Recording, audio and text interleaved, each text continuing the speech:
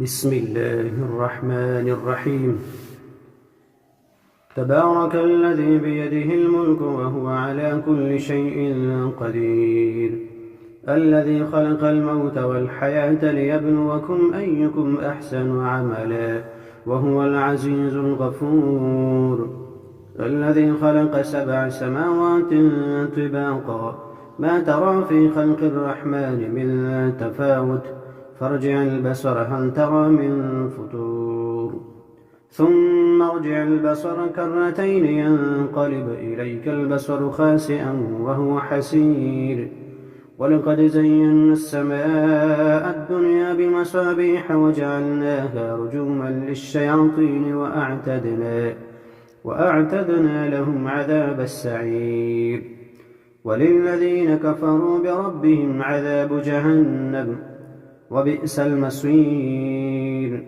إذا ألقوا فيها سمعوا لها شهيقا وهي تفور، تكاد تميز من الغيظ، كلما ألقي فيها فوج سألهم خزنتها ألم يأتكم نذير، قالوا بلى قد جاءنا نذير، فكذبنا وقلنا ما نزل الله من شيء إن أنتم إلا في ضلال كبير، وقالوا لو كنا نسمع أو نعقل ما كنا في أصحاب السعير، فاعترفوا بذنبهم فسحقا لأصحاب السعير.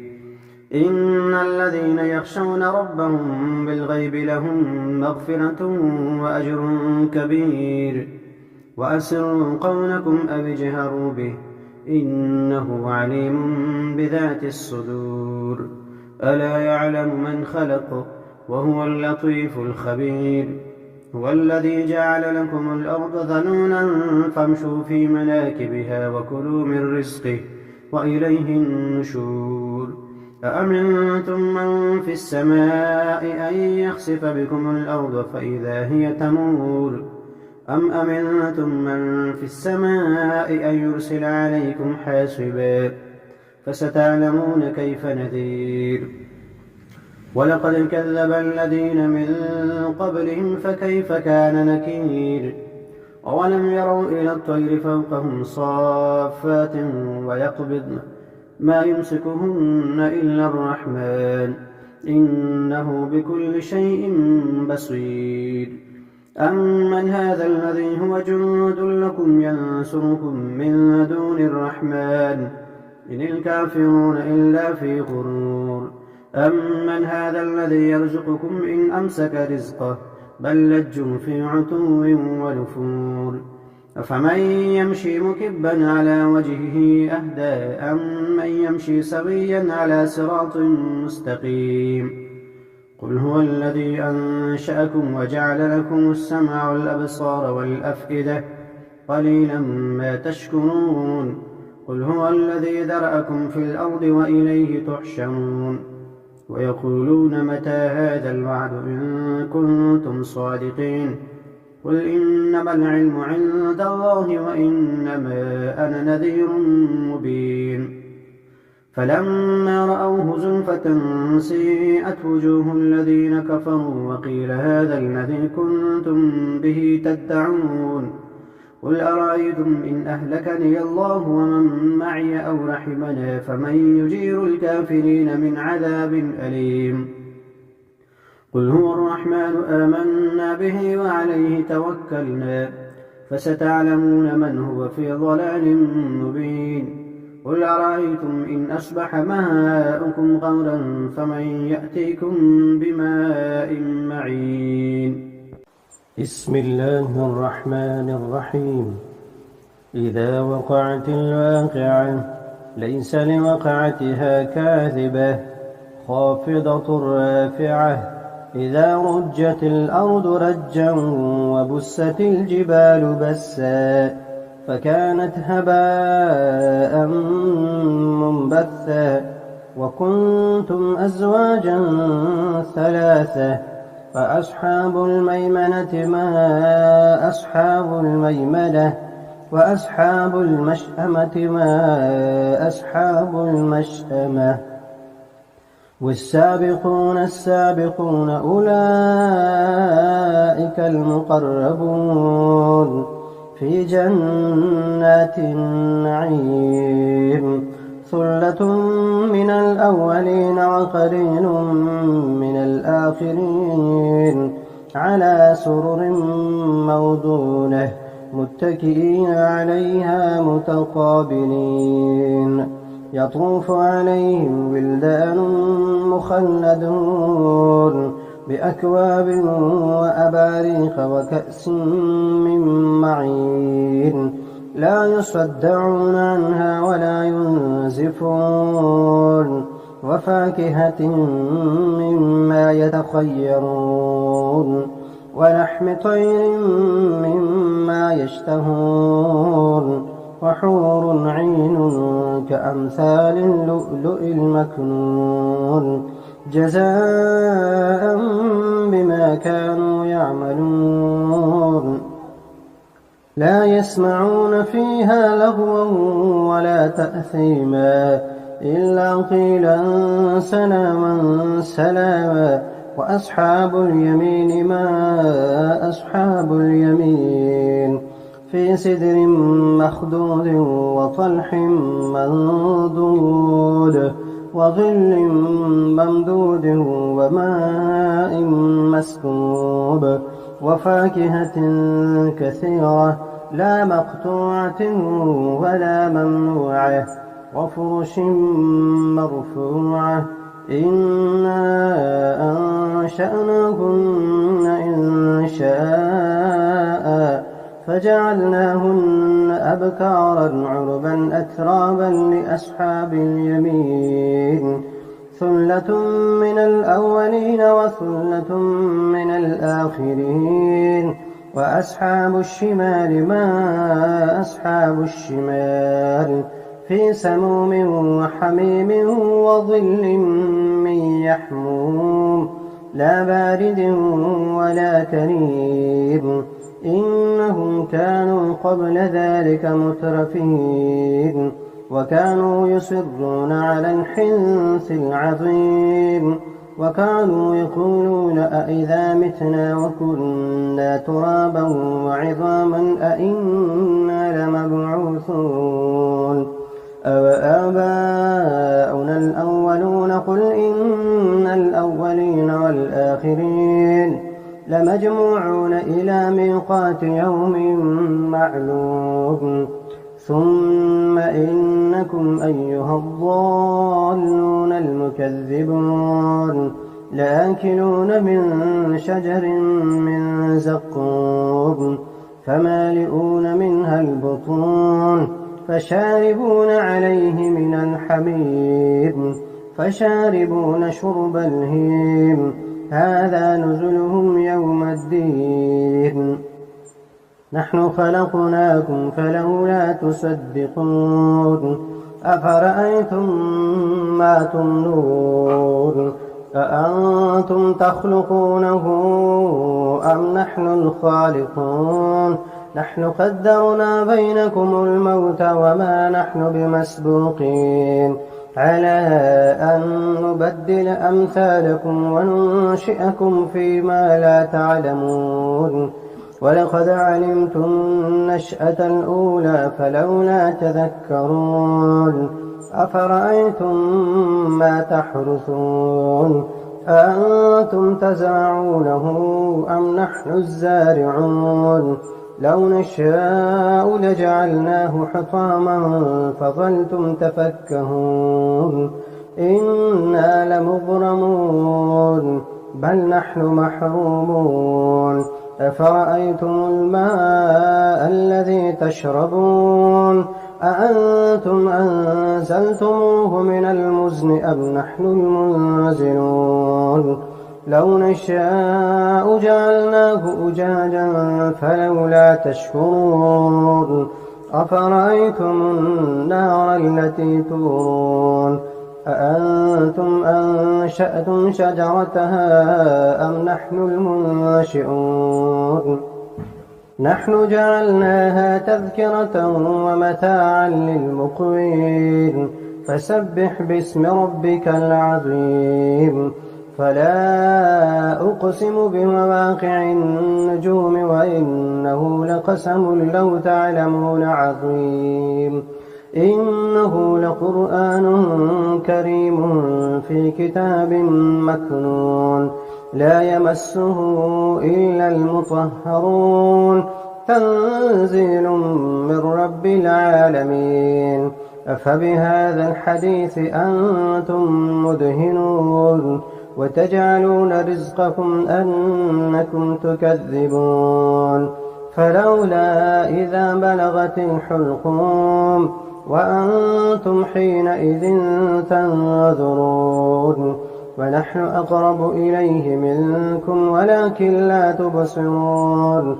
فلولا إن كنتم غير مدينين ترجعونها إن كنتم صادقين. فأما إن كان من المقربين فروح وريحان وجنة نعيم. وأما إن كان من أصحاب اليمين فسلام لك من أصحاب اليمين. وأما إن كان من المكذبين الضالين فنزل من حميم وتصلية جحيم.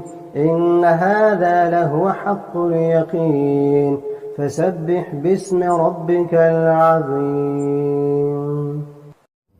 بسم الله الرحمن الرحيم. الرحمن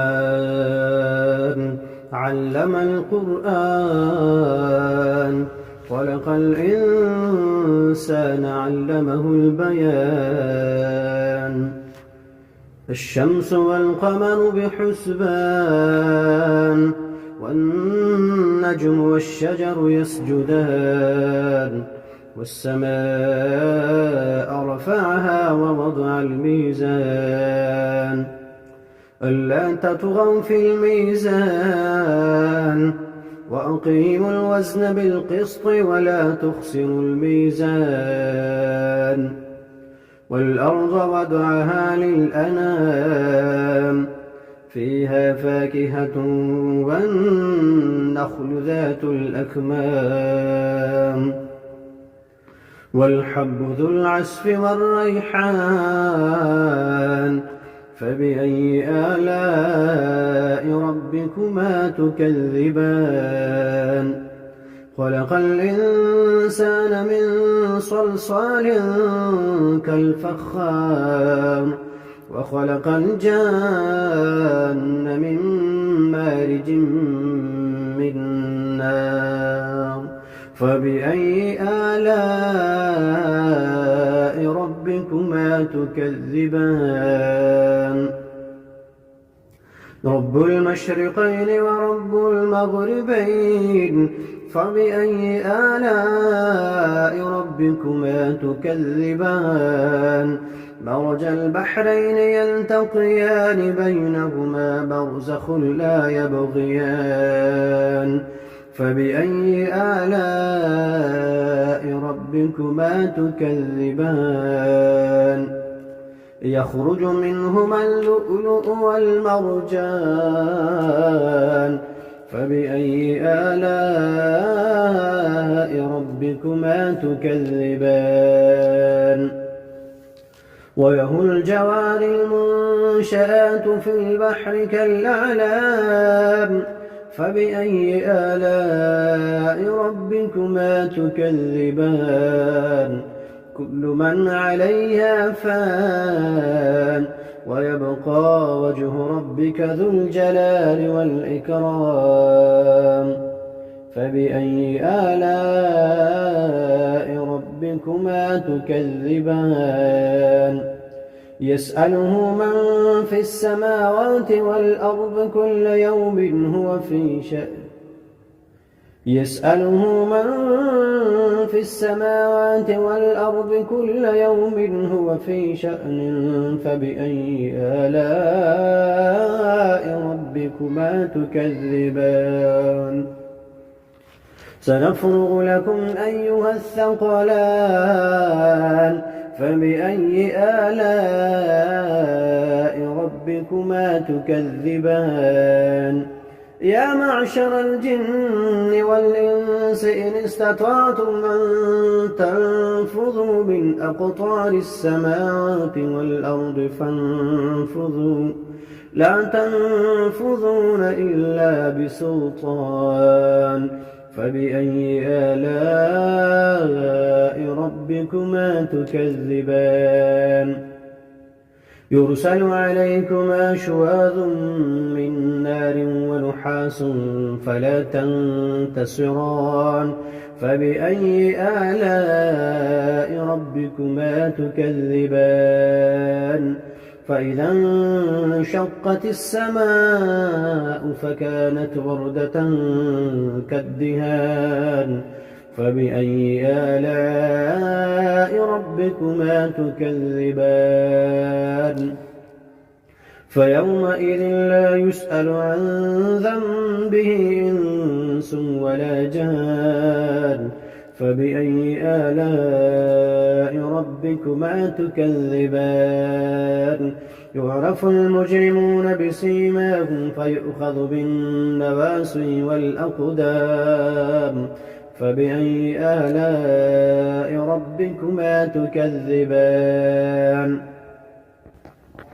هذه جهنم التي يكذب بها المجرمون يطوفون بينها وبين حميم آن فبأي آلاء ربكما تكذبان ولمن خاف مقام ربه جنتان فبأي آلاء ربكما تكذبان ذواتا أفنان فبأي آلاء ربكما تكذبان فيهما عينان تجريان فبأي آلاء ربكما تكذبان فيهما من كل فاكهة زوجان فبأي آلاء ربكما تكذبان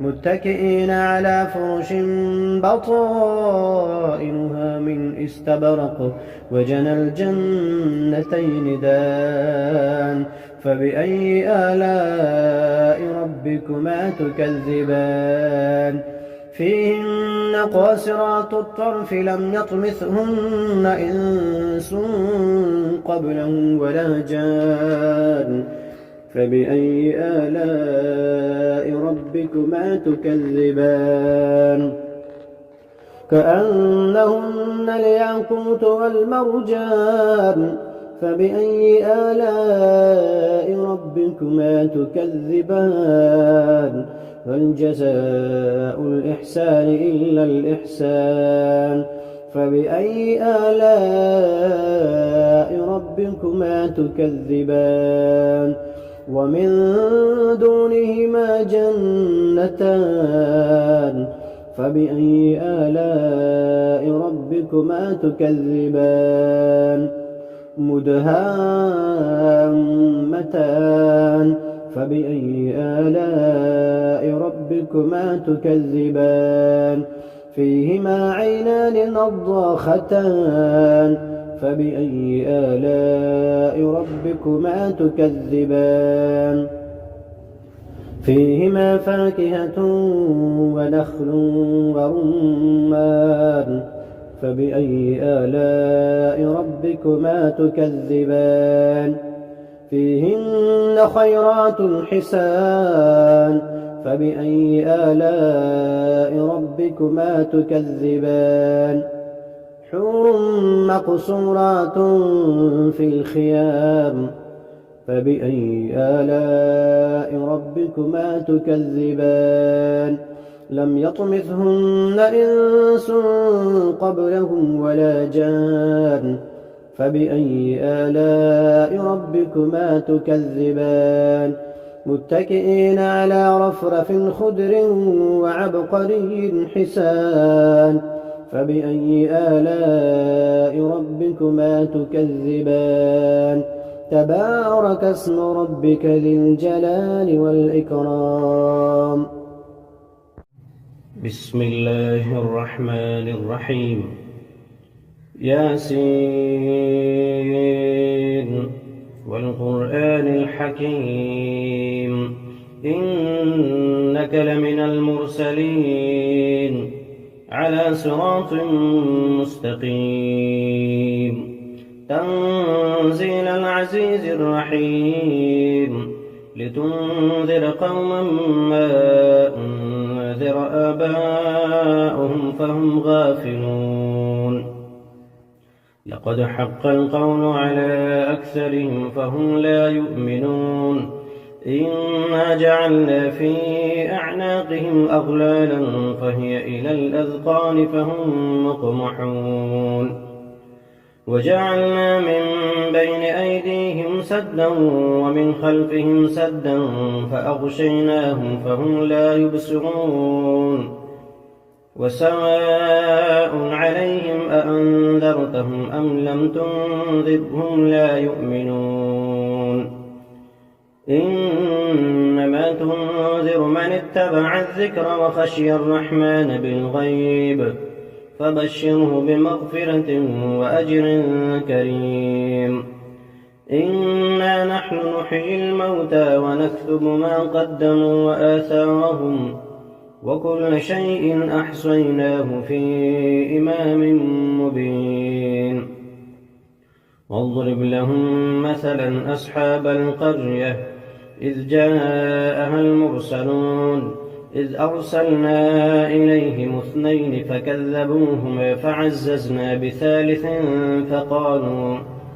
فقالوا إنا إليكم مرسلون قالوا ما أنتم إلا بشر مثلنا وما أنزل الرحمن من شيء إن أنتم إلا تكذبون قالوا ربنا يعلم إنا إليكم لمرسلون وما علينا إلا البلاغ المبين قالوا إنا تطيرنا بكم لئن لم تنتهوا لنرجمنكم وليمسنكم منا عذاب أليم قالوا طائركم معكم أئن ذكرتم بل أنتم قوم مسرفون وجاء من أقصى المدينة رجل يسعى قال يا قوم اتبعوا المرسلين اتبعوا من لا يسألكم أجرا وهم مهتدون وما لي لا أعبد الذي فطرني وإليه ترجعون أأتخذ من دونه آلهة إن يردني الرحمن بضر لا تغن عني شفاعتهم شيئا ولا ينقذون إني إذا لفي ضلال مبين إني آمنت بربكم فاسمعون قيل ادخل الجنة قال يا ليت قومي يعلمون بما غفر لي ربي وجعلني من المكرمين وما أنزلنا على قومه من بعده من جند من السماء وما كنا منزلين إن كانت إلا صيحة واحدة فإذا هم خامدون يا حسرة على العباد ما يأتيهم من رسول إلا كانوا به يستهزئون ألم يروا كم أهلكنا قبلهم من القرون أنهم إليهم لا يرجعون وإن كل لما جميع لدينا محضرون وآية لهم الأرض الميتة أحييناها وأخرجنا منها حبا فمنه يأكلون وجعلنا فيها جنات من نخيل وأعناب وفجرنا فيها من العيون ليأكلوا من ثمره وما عملته أيديهم أفلا يشكرون سبحان الذي خلق الأزواج كلها مما تنبت الأرض ومن أنفسهم ومما لا يعلمون وآية لهم الليل نسلخ منه النهار فإذا هم مظلمون والشمس تجري لمستقر لها ذلك تقدير العزيز العليم والقمر قدرناه منازل حتى عاد كالعرجون القديم لا الشمس ينبغي لها أن تدرك القمر ولا الليل سابق النهار وكل في فلك يسبحون وآية لهم أنا حملنا ذريتهم في الفلك المشحون وخلقنا لهم من مثله ما يركبون وإن نشأ نغرقهم فلا صريخ لهم ولا هم ينقذون إلا رحمة منا ومتاعا إلى حين وإذا قيل لهم اتقوا ما بين أيديكم وما خلفكم لعلكم ترحمون وما تأتيهم من آية من آيات ربهم إلا كانوا عنها معرضين وإذا قيل لهم أنفقوا مما رزقكم الله قال الذين كفروا للذين آمنوا أنطعم من لم يشاء الله أطعمه إن أنتم إلا في ضلال مبين ويقولون متى هذا الوعد إن كنتم صادقين ما ينظرون إلا صيحة واحدة تأخذهم فهم يخصمون فلا يستطيعون توصية ولا إلى أهلهم يرجعون ونفخ في الصور فإذا هم من الأجداث إلى ربهم ينسلون قالوا يا ويلنا من بعثنا من مرقدنا هذا ما وعد الرحمن وصدق المرسلون إن كانت إلا صيحة واحدة فإذا هم جميع لدينا محضرون فاليوم لا تظلم نفس شيئا ولا تجزون إلا ما كنتم تعملون إن أصحاب الجنة اليوم في شغل فاكهون هم وأزواجهم في ظلال على الأرائك متكئون لهم فيها فاكهة ولهم ما يدعون سلام قولا من رب رحيم وامتازوا اليوم أيها المجرمون ألم أعهد إليكم يا بني آدم ألا تعبدوا الشيطان إنه لكم عدو مبين وأن اعبدوني هذا صراط مستقيم ولقد أضل منكم جبلا كثيرا أفلم تكونوا تعقلون هذه جهنم التي كنتم توعدون اصلوها اليوم بما كنتم تكفرون اليوم نختم على أفواههم وتكلمنا أيديهم وتشهد أرجلهم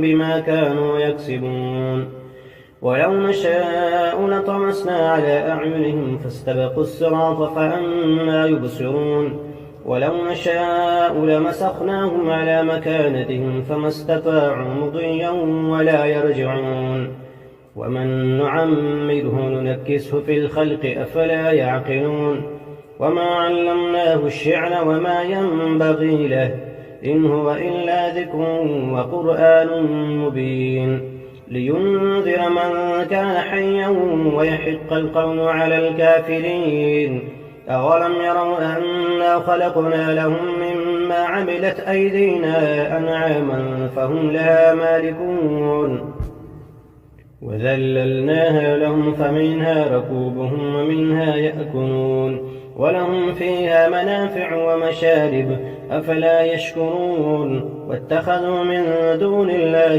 آلهة لعلهم ينصرون لا يستطيعون نصرهم وهم لهم جند محضرون فلا يحزنك قولهم إنا نعلم ما يسرون وما يعلنون أولم ير الإنسان أنا خلقناه من نطفة فإذا هو خصيم مبين وضرب لنا مثلا ونسي خلقه قال من يحيي العظام وهي رميم قل يحييها الذي أنشأها أول مرة وهو بكل خلق عليم الذي جعل لكم من الشجر الأخضر نارا فإذا أنتم منه توقدون أوليس الذي خلق السماوات والأرض بقادر على أن يخلق مثلهم بلى وهو الخلاق العليم إنما أمره إذا أراد شيئا أن يقول له كن فيكون فسبحان الذي بيده ملكوت كل شيء وإليه ترجعون